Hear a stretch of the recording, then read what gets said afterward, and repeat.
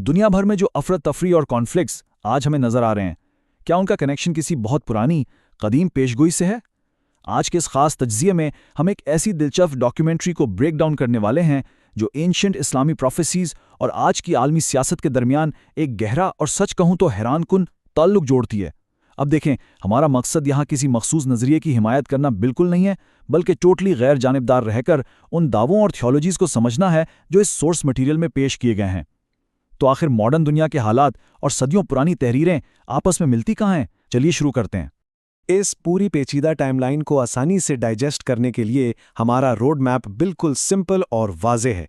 हम शुरुआत करेंगे द यूनिवर्सल मसाया के तस्वुर से, फिर उस डिबेट को समझेंगे जो इस कॉन्सेप्ट के इर्द गिर्द होती है। उसके बाद मॉडर्न जियोपॉलिटिक्स की मुमासलात, मरकजी किरदारों का टकराव, आखिरी ज़माने की अपोकलिप्टिक जंगें और एंड में वो प्री अराइवल साइंस या निशानियां जिनकी सोर्स मटेरियल में निशानदेही की गई है। ओके, तो बात करते हैं पहले हिस्से की, द यूनिवर्सल मसाया। सोर्स की इब्तिदाई बुनियाद इस बात पर है कि एक गाइड या सेवियर यानी बचाने वाले का इंतज़ार इंसानी तारीख का एक बहुत ही बेसिक और कदीम हिस्सा है।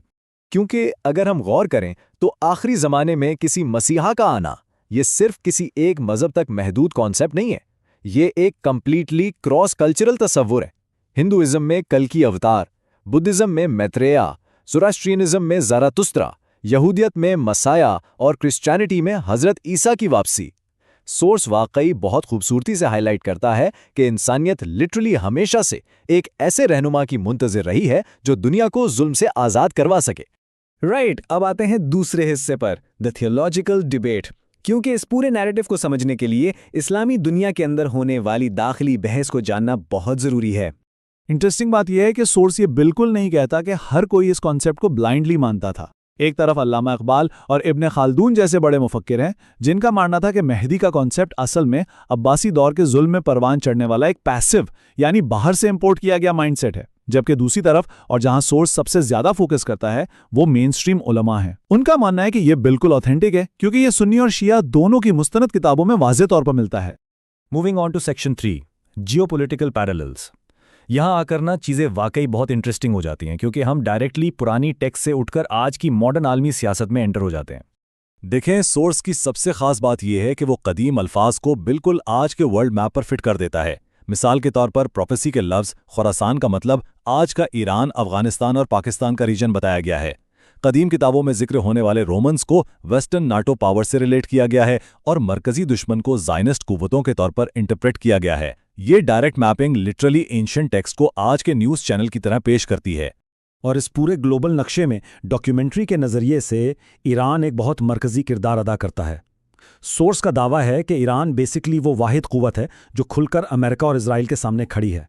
हत्ता कि उसकी जो न्यूक्लियर डेवलपमेंट है उसे इस बात का ट्रिगर बताया गया है कि यही वो खित्ता है जहां से पेशगोई में बताए गए मशहूर काले झंडे हिमायत के लिए निकलेंगे। चौथा हिस्सा, the antagonist and the riser. अब जब इतनी बड़ी ताकतें आमने सामने हैं तो ज़ाहिर नैरेटिव को कुछ स्पेसिफिक किरदारों की ज़रूरत है। इस कहानी में सबसे बड़ा विलन या एंटागनिस्ट जो सामने आता है उसे सोर्स में सुफियानी कहा गया है। एक इंतहाई जालिम हुक्मरान जो शाम यानी आज के सीरिया से उभरेगा। सोर्स डिटेल्स भी देता है कि उसकी ज़ाहिरी शक्ल सुर्ख और बाल हल्के होंगे और उसे कंप्लीटली वेस्टर्न पावर्स की बैक चैनल सपोर्ट हासिल होगी ताकि वो बिलीवर्स का कत्लेआम कर सके। लेकिन इस टायरनी के बिल्कुल मुकाबले में एक इंतहाई अहम और ख़ास अदद सामने आता है, 313।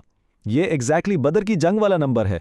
सोर्स वाज़े करता है कि दुनिया भर से 313 बेहद काबिल, ज़हीन और हाईली कैपेबल लोग सफ़र करके खाने काबा पहुंचेंगे और वहां महदी के हाथ पर बैयत करेंगे।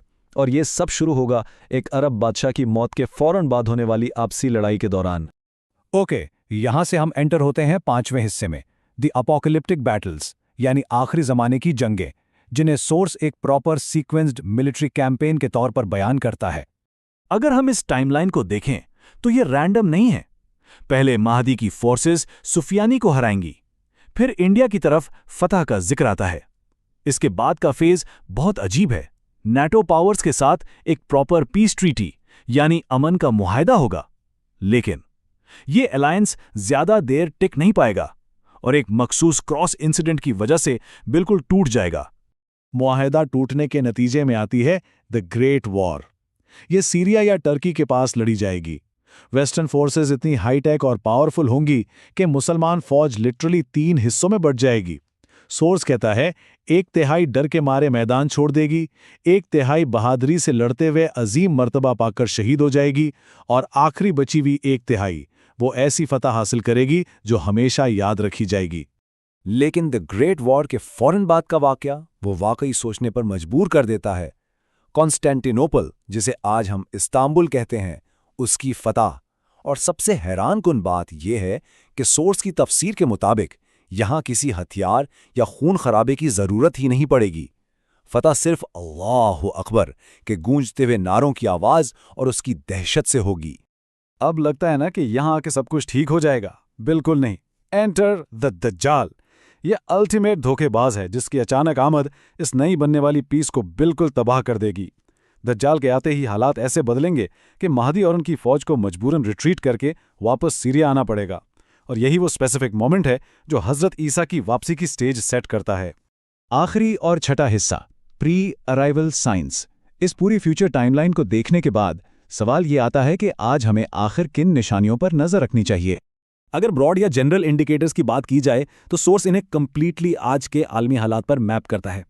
पूरी दुनिया में होने वाला जुल्म, वो गवर्नमेंट्स जो महज पपेट्स बनकर रह गई हैं, सूद पर चलने वाला ग्लोबल इकोनॉमिक सिस्टम और आलमी मीडिया का डे नाइट प्रोपेगेंडा। डॉक्यूमेंट्री के मुताबिक ये सारी चीजें किसी रैंडम बड़े वक्त का हिस्सा नहीं, बल्कि एग्जैक्टली उस प्रोफेसाइड अंधेरे की निशानी है जो रोशनी से ठीक पहले आना जरूरी है। लेकिन जनरल साइंस के अलावा कुछ ऐसी ठोस और स्पेसिफिक बातें हैं जिन्हें सीधा आज की ताज़ा तरीन न्यूज़ से रिलेट किया गया है। मिसाल के तौर पर यमन से एक लीडर का उठना, जिसे आज सोर्स डायरेक्टली हुतीस के साथ लिंक करता है। मशरिक में 3 दिन तक एक लगातार आग लगना, जिसे ईरानियन न्यूक्लियर टेस्ट की तरफ इशारा बताया जाता है। और खाना काबा के करीब नफ्स ज़किया, यानी एक अहम इस्लामी शख्सियत का कत्ल होना। तो इन सब के आखिर में एक ऐसा सवाल जो किसी भी इंसान को सोचने पर मजबूर कर देगा। क्या यह वाकई इंसानियत के आखिरी चैप्टर का एक एग्जैक्ट ब्लूप्रिंट है जो इस वक्त लिटरली हमारी आंखों के सामने खुल रहा है, या फिर क्या यह हमारी सिर्फ एक कोशिश है कि किसी तरह इन कदीम कहानियों का इस्तेमाल करके आज की इस मॉडर्न अफरा तफरी में कोई मीनिंग या लॉजिक तलाश किया जा सके। खैर, चाहे आप इन प्रोफेसीज पर मुकम्मल यकीन रखते हों या इन्हें महज एक जियोपॉलिटिकल लेंस के तौर पर देखें, सोर्स मटेरियल ने एक ऐसा ज़बरदस्त पर्सपेक्टिव ज़रूर दे दिया है जिसे माइंड से निकालना वाकई मुश्किल है। इस तज्जिए का हिस्सा बनने का बहुत शुक्रिया। गौर करते रहिए और सीखते रहिए।